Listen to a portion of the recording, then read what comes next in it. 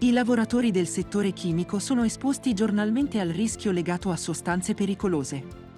Mantenere aggiornate le proprie competenze in merito non è solo un obbligo di legge, ma anche un atto di responsabilità verso se stessi, i colleghi e l'ambiente di lavoro. Il corso e-learning Aggiornamento sulla sicurezza per lavoratori del settore chimico, organizzato da Vega Formazione, è pensato per rispettare gli obblighi normativi previsti dall'Accordo Stato-Regioni del 21 dicembre 2011 che prevede un aggiornamento periodico di almeno 6 ore ogni 5 anni. Questo percorso formativo esplora argomenti cruciali come gli obblighi e i diritti dei lavoratori, le normative di riferimento, la sorveglianza sanitaria, il ruolo chiave del rappresentante dei lavoratori per la sicurezza, l'uso corretto dei dispositivi di protezione individuale e soprattutto il rischio chimico, con focus su classificazione, etichettatura e gestione delle sostanze pericolose.